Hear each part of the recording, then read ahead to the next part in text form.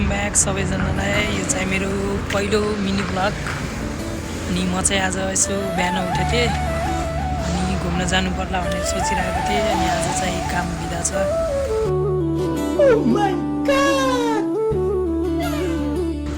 साथीहरू सबैको काम छ, के गर्नु, एक्लै घुम्नुपर्ने अवस्था हुन्छ जापानमा।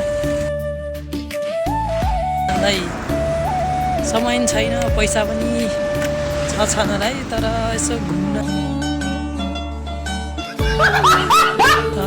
आएको पनि 1 वर्ष भइसक्यो। अनि घुम्न चाहिँ म घुमिरहेकै हुन्छु, तर आज चाहिँ यसो एक्लै पार्कतिर जाऊँ घुम्न भनेर हिँडेको। के अरे यस्तो घाम छ, फेरि यस्तो घाममा हिँड्न मन त लागिरहेको थिएन। अब रुममा पनि ये तो लेटेस्ट न्यूज़ है। अब रुममा पनि कति बस्ने भनेर यसो घुम्न हिँडेको।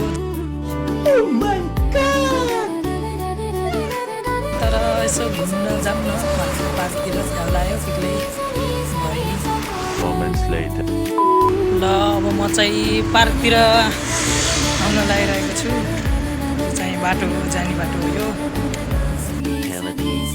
म चाहिँ अब यसो के खानु पर्यो नि, नास्ता सास्ता त्यसैले म खाना जाँदैछु। त्यो चाहिँ जेब्रा क्रसबाट म पारि तरेँ।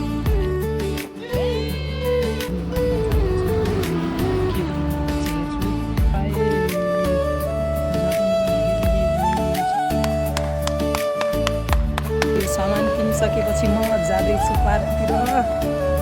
एकदम एक्साइटिङ भइरहेको छ। धेरै पछि बिदापछि आइरहेको छु म यो पार्कमा घुम्नको लागि। धेरै भयो, त्यस्तै 1-2 महिना जति भयो होला मलाई देखेन। कोई बात नहीं।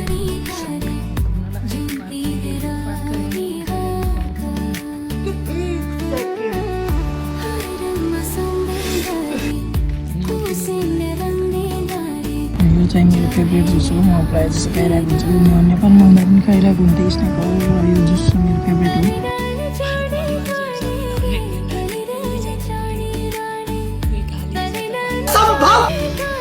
पार्कमा चाहिँ कोही बनिरहेछन्। अब नास्ता सास्ता खाएँ, त्यसपछि अब म चाहिँ जाँदैछु रुमतिर।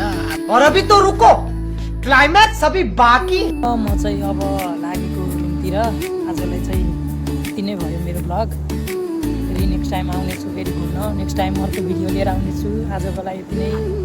Thank you for watching.